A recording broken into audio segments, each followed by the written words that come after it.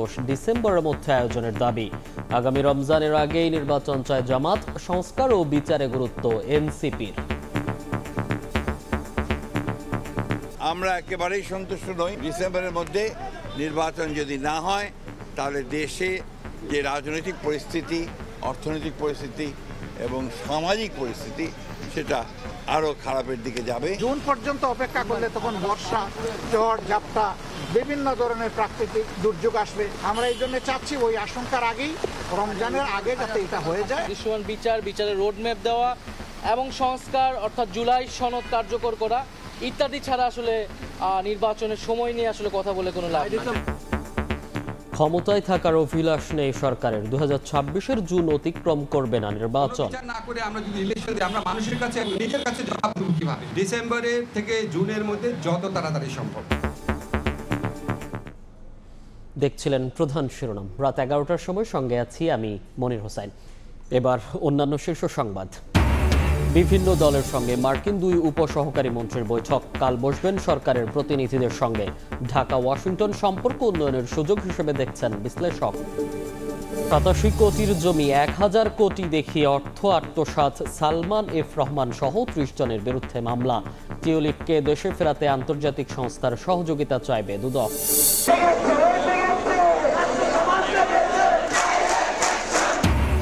ঢাকা সহ সারা দেশে পলিটেকনিক শিক্ষার্থীদের সড়ক অবরোধ। দাবি আদায়ে কাল থেকে রেল ব্লকেটের ঘোষণা। কুয়েটে ভিসির পদত্যাগ দাবিতে আন্দোলন অব্যাহত। এবং বাড়ি ভাড়ার মেয়াদ শেষ। দ্রুত হোটেল ভাড়া না করলে 1000-এর বেশি মুসল্লির হজ যাত্রায় অনিশ্চয়তা। ব্যর্থ হলে এজেন্সির লাইসেন্স বাতিলের হুঁশিয়ারি মন্ত্রণালয়ের।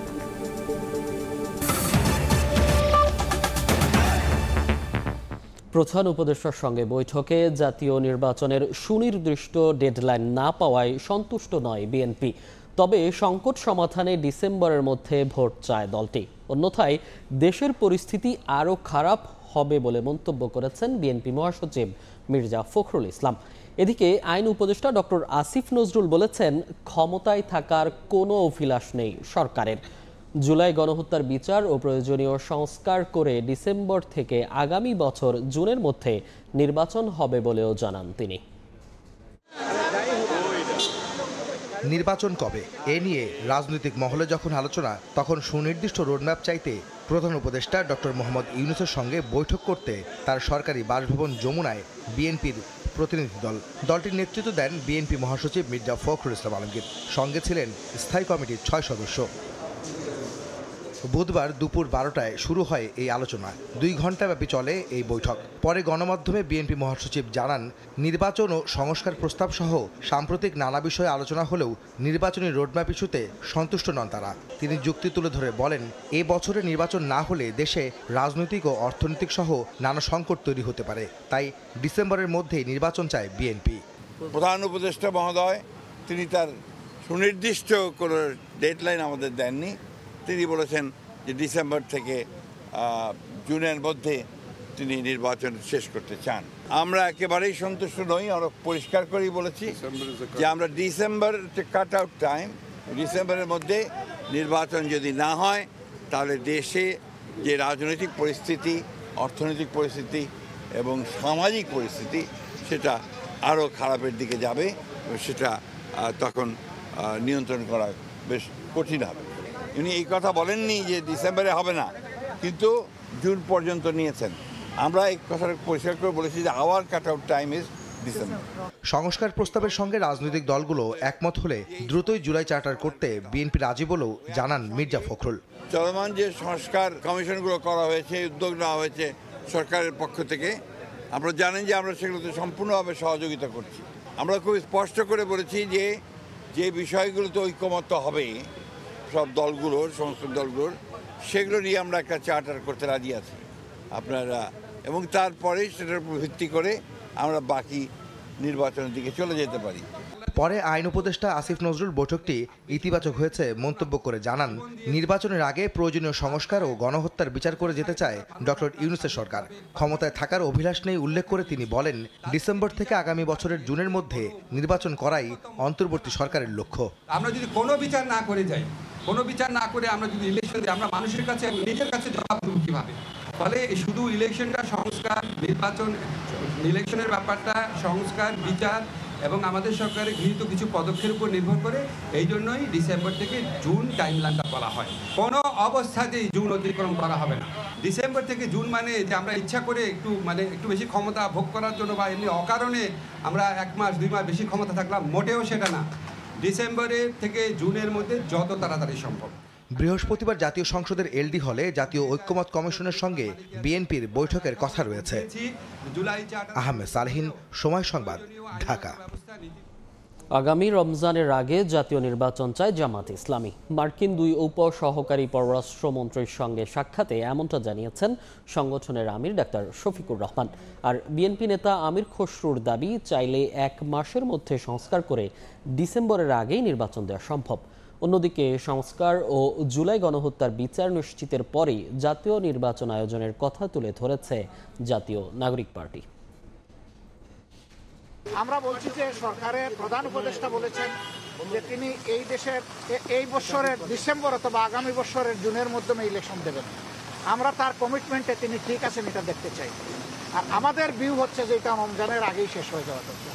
ওই জুন পর্যন্ত অপেক্ষা করলে তখন বর্ষা, ঝড়, ঝাপটা, বিভিন্ন ধরনের প্রাকৃতিক দুর্যোগ আসবে, তখন আবার ইলেকশনটা অনিশ্চিত হয়ে যাওয়ার আশঙ্কা দেখা দিবে। এর আগে আমরা বলেছি প্রধান উপদেষ্টা ডিসেম্বর থেকে জুন, আমরা প্রাথমিকভাবে সেটাকে সমর্থন করছি, কিন্তু নির্বাচনের আগে আমরা অবশ্যই কি কাজ করে আমরা নির্বাচনের দিকে যেতে হবে, দৃশ্যমান বিচারের রোডম্যাপ দেওয়া এবং সংস্কার অর্থাৎ জুলাই সনদ কার্যকর করা ইত্যাদি ছাড়া আসলে নির্বাচনের সময় নিয়ে আসলে কথা বলে কোনো লাভ নেই। যে সংস্কারের কথাটা বলা হচ্ছে সেটা আগামী 1 মাসের মধ্যে সমাধান করা সম্ভব। কারণ সংস্কারের ব্যাপারে বলাই হয়েছে ঐক্যমত যেগুলোতে হবে এগুলো সংস্কার হবে, বাকিগুলো হবে প্রত্যেকটি রাজনৈতিক দল জনগণের কাছে নিয়ে যাবে আগামী নির্বাচনে ম্যান্ডেট নিয়ে, তারা কি চায় ওটা নিয়ে আগামী সংসদে আসবে। আর যেখানে ঐক্যমত হবে সেটা আগামী 1 মাসের মধ্যে করা সম্ভব। এরপর আর কোনো ইস্যু থাকছে না। নির্বাচন কমিশন প্রস্তুত, তারা বলে দিয়েছে, আর কোনো ইস্যু নাই। সুতরাং ডিসেম্বরের আগেও নির্বাচন হতে পারে। এদিকে ঢাকা সফররত যুক্তরাষ্ট্রের 2 উপসহকারী পররাষ্ট্রমন্ত্রী কাল সরকারের উচ্চ পর্যায়ের প্রতিনিধিদের সঙ্গে বৈঠকে বসবেন। এতে শুল্ক ইস্যু সহ দ্বিপাক্ষিক সম্পর্ক উন্নয়নের সুযোগ হিসেবে দেখছেন আন্তর্জাতিক সম্পর্ক বিশ্লেষক। জুলাই গণঅভ্যুত্থানের পর প্রথমবার ঢাকা সফরে দক্ষিণ ও মধ্য এশিয়া বিষয়ক উপসহকারী মার্কিন পররাষ্ট্রমন্ত্রী নিকোল চুলিক, পূর্ব এশিয়া প্রশান্ত মহাসাগরীয় অঞ্চল বিষয়ক উপসহকারী পররাষ্ট্রমন্ত্রী অ্যান্ড্রু হেরাপ এবং তার সফর সঙ্গী মিয়ানমারে নিযুক্ত ভারপ্রাপ্ত মার্কিন রাষ্ট্রদূত সুসান স্টিভেনসন। বুধবার বিকেলে বিভিন্ন রাজনৈতিক দলের সঙ্গে বৈঠক করেন তারা। বৃহস্পতিবার পররাষ্ট্র উপদেষ্টা তৌহিদ হোসেন এবং প্রধান উপদেষ্টা ডক্টর মোহাম্মদ ইউনূসের সঙ্গে বৈঠকের কথা রয়েছে দেশটির 3 উচ্চ পর্যায়ের কর্মকর্তার।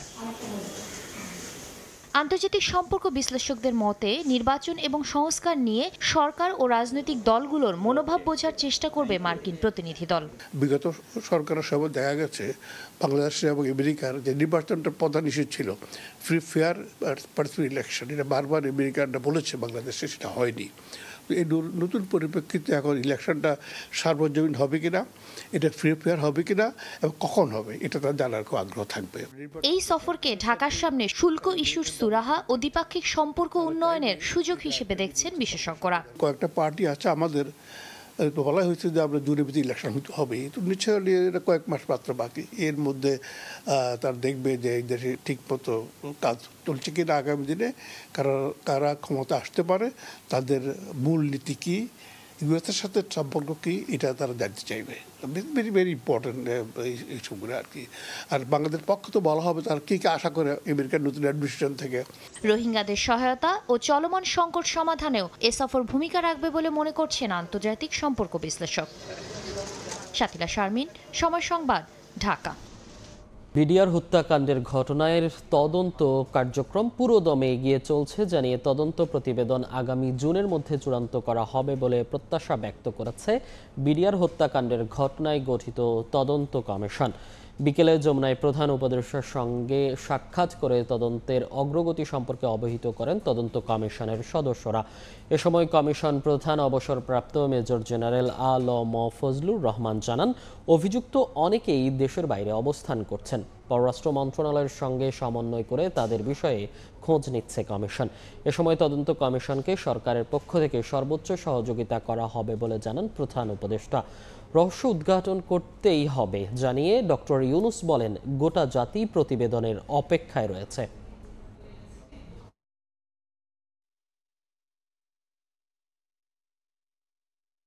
টাকার জমি ১,০০০ কোটি দাম দেখিয়ে অর্থ আত্মসাতের অভিযোগে সালমান এফ রহমান সহ ৩০ জনের বিরুদ্ধে মামলা করেছে দুদক। এদিকে দুর্নীতি মামলার আসামি ব্রিটিশ এমপি টিউলিপ সিদ্দিককে দেশে ফেরাতে আন্তর্জাতিক সংস্থার সহযোগিতা চাওয়া হবে বলেও জানিয়েছে সংস্থাটি। দুদক মহাপরিচালক জানান, শুধু আদালতে উপস্থিত হয়েই প্লট জালিয়াতির বিষয়ে টিউলিপের বক্তব্য দেওয়ার সুযোগ রয়েছে। ব্রিটিশ এমপি টিউলিপ সিদ্দিক ব্রিটেনে বসবাস করলেও অনিয়ম আর দুর্নীতির হাতিয়ার হিসাবে খালা সাবেক প্রধানমন্ত্রী শেখ হাসিনার রাষ্ট্রীয় ক্ষমতাকে ব্যবহার করেছেন। আওয়ামী লীগ ক্ষমতায় থাকাকালে ২০০০ সালে গুলশানে সরকারি লিজকৃত জমির প্লট ইস্টার্ন হাউজিংয়ের নামে অনুমোদনের ব্যবস্থা করেন টিউলিপ। বিনিময়ে বাগিয়ে নেন একটি ফ্ল্যাট। একইভাবে ২০২২ সালে পূর্বাচলে মা রেহেনা এবং ভাই বোনের নামে ১০ কাঠা করে রাজুকের প্লট বরাদ্দ পেতে প্রভাব খাটান টিউলিপ। এ ঘটনায় দুদক সম্প্রতি আদালতে চার্জশিট দাখিল করলে তার বিরুদ্ধে গ্রেফতারি পরোয়ানা জারি করে। আগামী ২৭শে এপ্রিল টিউলিপের আদালতে হাজির হওয়ার দিন নির্ধারিত রয়েছে। দুদক মহাপরিচালক জানান, দুর্নীতির বিষয়ে তার বক্তব্য আদালতেই দিতে হবে। আত্মপক্ষ সমর্থনের সুযোগ নেয়ার বিষয়টা একান্তই তার, এটা তিনি বিজ্ঞ আদালতে এসে সেই সুযোগটা নিতে পারেন। আদালতে হাজির না হলে তাকে ফেরাতে কি ইন্টারপোলের সহযোগিতা নেবে দুদক? সাংবাদিকদের এমন প্রশ্নে সংস্থাটি জানায়, আদালতের নির্দেশনা মেনে আন্তর্জাতিক সংস্থার সহযোগিতায় টিউলিপকে ফেরাতে কাজ করবে দুদক। ক্রিমিনাল ল অ্যামেন্ডমেন্ট অ্যাক্ট 1958 সুনির্দিষ্টভাবে বলা আছে কি করণীয়। বিজ্ঞ আদালত যেভাবে আমাদেরকে নির্দেশনা দিবেন সেভাবেই প্রয়োজনীয় আইনানুগ ব্যবস্থা নেওয়া হবে। এদিন ৮৭ কোটি টাকার জমি ১,০০০ কোটি দেখিয়ে অর্থ আত্মসাতের অভিযোগে সালমান এফ রহমান, তার ছেলে সায়ান এফ রহমান সহ মোট ৩০ জনের বিরুদ্ধে মামলা করেছে দুদক। তাসলিম তৌহিদ। রাজধানী সহ সারা দেশে আজও ৬ দফা দাবিতে বিক্ষোভ করেছেন পলিটেকনিক ইনস্টিটিউটের শিক্ষার্থীরা। দাবি আদায়ে কাল সারা দেশে রেলপথ অবরোধ কর্মসূচি ঘোষণা দিয়েছেন তারা। সকাল ১০টার দিকে রাজধানীর তেজগাঁয়ে সড়ক অবরোধ করেন কারিগরি শিক্ষার্থীরা। এতে যান চলাচল বন্ধ হয়ে যায়। ঢাকা চট্টগ্রাম মহাসড়কের কোটবাড়ি এলাকায় রাস্তা বন্ধ করে আন্দোলনে নামেন পলিটেকনিক শিক্ষার্থীরা। একই দাবিতে মহাসড়কের ফেনী রেলগেট এলাকার রেল ক্রসিংয়ের টায়ার জ্বালিয়ে দেওয়া হয়। এ সময় জুনিয়র ইন্সট্রাক্টর পদে ক্রাফট ইন্সট্রাক্টরদের পদোন্নতির রায় হাইকোর্টের মাধ্যমে বাতিলের দাবি জানান তারা। এছাড়া খুলনা, রাজশাহী, সাভার, বরিশাল, বরগুনা, দিনাজপুরে সড়ক রেলপথ অবরোধ করেন শিক্ষার্থীরা। এদিকে আজও খুলনা প্রকৌশল ও প্রযুক্তি বিশ্ববিদ্যালয়ের শিক্ষার্থীরা উপাচার্যের পদত্যাগের দাবিতে আন্দোলন করেন। বৈশাখের শুরুতেই ভ্যাপসা গরমের পর অবশেষে স্বস্তির বৃষ্টি।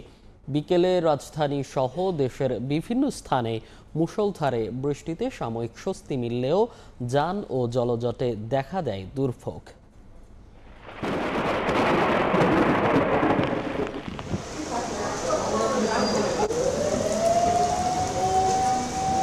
দুপুরে ধীরে ধীরে মেঘলা হতে শুরু করে ঢাকার আকাশ। এরপর বিকেল ৩টার দিকে ঝড়ো হাওয়ার সঙ্গে শুরু হয় বৃষ্টি।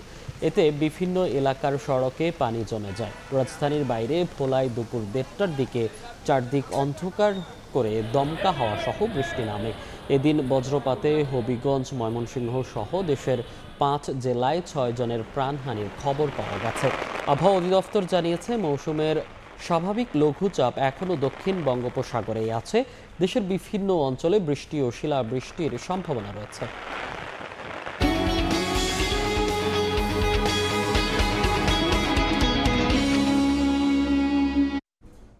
বাংলাদেশের সঙ্গে বিশাল বাণিজ্য ঘাটতি কমাতে সহযোগিতা করবে যুক্তরাষ্ট্র, এমনটাই জানিয়েছেন বাণিজ্য উপদেষ্টা। দুপুরে সচিবালয়ে তিনি আরও বলেন, ভারত ট্রান্সশিপমেন্ট বাতিল করায় বাংলাদেশের খরচ প্রায় ২,০০০ কোটি টাকা বেড়েছে। এদিকে বাজারে নতুন ধানের চাল উঠলেই দাম কমে আসবে বলেও জানান বাণিজ্য উপদেষ্টা। বাংলাদেশি রপ্তানি পণ্যের উপর অতিরিক্ত 37% পাল্টা শুল্ক আরোপ করে যুক্তরাষ্ট্র। পরে তা 90 দিনের জন্য স্থগিত করলেও ট্রাম্প প্রশাসনের বাড়তি শুল্ক আরোপের সুদূরপ্রসারী প্রভাব নিয়ে জল্পনা কল্পনার শেষ নেই। যুক্তরাষ্ট্রের চড়া শুল্ক আরোপের চ্যালেঞ্জ মোকাবিলায় সরকারের করণীয় নিয়ে বুধবার সচিবালয়ে সাংবাদিকদের সঙ্গে মত বিনিময়কালে বাণিজ্য উপদেষ্টা বলেন, অতিরিক্ত শুল্ক আরোপ একপেশে। এই একপেশে শুল্ক আরোপে আমাদের জন্য বিষয়টা ডেফিনেটলি চিন্তা। বাণিজ্য ঘাটতির যে উপাদানগুলো আছে এবং আমাদের ট্যারিফ এবং নন ট্যারিফ যে কাঠামোটা আছে, এটা ওনাদের কাছে বুঝিয়ে বলা এবং যে এলিমেন্টগুলো আমাদের দুই অর্থনীতির জন্য কমপ্লিমেন্টারি, এই তিনটে বিষয় প্রাথমিকভাবে ওনাদের সাথে আলোচনা করা। এদিকে ভারত ট্রান্সশিপমেন্ট বাতিল করায় কয়েকটি দেশে পণ্য পরিবহনে 2000 কোটি টাকা বাড়তি খরচ হবে জানিয়ে এ খরচ শূন্যে নামিয়ে আনতে পদক্ষেপ নেওয়ার কথা জানান উপদেষ্টা। ট্রান্সশিপমেন্ট বাতিলের ফলে আমাদের ব্যবসায়িক খরচ প্রায় 2000 কোটি টাকা বেড়ে যাওয়ার কথা। আমরা যে কর্মসমষ্টি নিয়েছি এটা 0 টাকা থেকে মাইনাস টাকায় আনার চেষ্টা করছি। সরকারি গুদামে চালের পর্যাপ্ত মজুদ থাকার তথ্য দিয়ে প্রশ্নের জবাবে উপদেষ্টা বলেন, 2 সপ্তাহের মধ্যে বাজারে নতুন ধানের চাল উঠলেই কমে যাবে দাম। যা প্রয়োজন তার থেকে অতিরিক্ত মজুদ রয়েছে। আমরা আগামী 2 সপ্তাহের ভিতরে বোরো ধান উঠবে বলে আমরা আশা করছি এবং সেই ক্ষেত্রে বাজার ব্যবস্থায় আমাদের চালের বাজারে আমরা আশা করি যে একটা স্বস্তি আসবে। ভারত, পাকিস্তান কিংবা চীন নয়, সব দেশের সঙ্গেই বাংলাদেশের বাণিজ্য বাড়ানোর উদ্যোগ নেওয়ার কথাও জানান বাণিজ্য উপদেষ্টা। আমাদের স্বার্থে আমরা সকলের সাথেই বাণিজ্য করব। প্রসূন আশিস, সময় সংবাদ, ঢাকা। বছর হজে যেতে আগ্রহী 1000-এর বেশি হজযাত্রীর বাড়ি ভাড়া চুক্তি করতে পারেনি সংশ্লিষ্ট 20টি এজেন্সি। সৌদি সরকারের বেঁধে দেয়া সময়ে বাড়ি ভাড়া না করায় তাদের এবার হজ পালন অনেকটাই অনিশ্চিত। বিকল্প হিসেবে স্বল্প সময়ের মধ্যে হোটেল ভাড়া করতে ব্যর্থ হলে দায়ী এজেন্সির বিরুদ্ধে লাইসেন্স বাতিল সহ যথাযথ ব্যবস্থা নেওয়া হবে বলে জানিয়েছে ধর্ম মন্ত্রণালয়। প্রসূন আশিসের রিপোর্ট। কোনো হাজি যদি হজে যেতে ব্যর্থ হন, সে সমস্ত এজেন্সির লাইসেন্স আমরা বাতিল করে দেব। তাদের যেটা জামানত আছে সেটা বাজেয়াপ্ত করব এবং তাদের বিরুদ্ধে ফৌজদারি মামলা আমরা দায়ের করব। বাড়ি ভাড়া চূড়ান্ত না হওয়ায় এবছর বেসরকারি ব্যবস্থাপনায় অনেকের হজযাত্রা নিয়ে শঙ্কা প্রকাশ করে গত সপ্তাহে সচিবালয়ে এভাবেই হুঁশিয়ারি দিয়েছিলেন ধর্ম উপদেষ্টা আফম খালিদ হোসেন। চলতি বছর হজ করতে বাংলাদেশ থেকে মোট 87,100 মুসল্লি সৌদি আরব যাবেন। এর মধ্যে বেসরকারি ব্যবস্থাপনায় 81,900 জন ও সরকারি ব্যবস্থাপনায় যাবেন 5,200।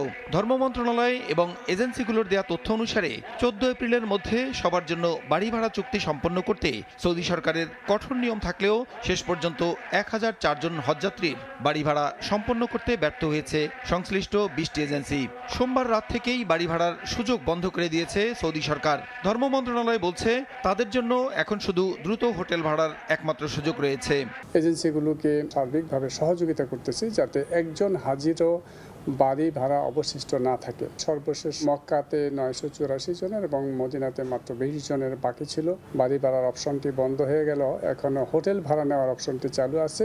বারবার তাগিদ দেওয়ার পরও এজেন্সির এমন গাফিলতি মানতে নারাজ মন্ত্রণালয়। বাড়ি বা হোটেল ভাড়ার জন্য কেউ হজ থেকে বঞ্চিত হলে সংশ্লিষ্ট এজেন্সির লাইসেন্স বাতিল সহ আইন অনুযায়ী কঠোর ব্যবস্থা নেওয়া হবে বলেও জানান অতিরিক্ত সচিব। আশা করছি সবাই ইনশাল্লাহ যেতে পারবে। তো এটি ছাড়াও আরও অনেক বিষয়ে যদি কোনো এজেন্সির বিরুদ্ধে কোনো অভিযোগ হয় সেই বিষয়গুলো আমরা হজ ও উমরা ব্যবস্থাপনা আইন 2021 অনুসারে ব্যবস্থা গ্রহণ করা হবে। আগামী 29 এপ্রিল থেকে শুরু হবে হজ ফ্লাইট। এবার হজযাত্রীদের অর্ধেক পরিবহন করবে রাষ্ট্রীয় পতাকাবাহী বিমান বাংলাদেশ এয়ারলাইন্স এবং বাকি অর্ধেক পরিবহন করবে সৌদিয়া ও ফ্লাইনাস এয়ারলাইন্স। প্রসূন আশিস, সময় সংবাদ, ঢাকা।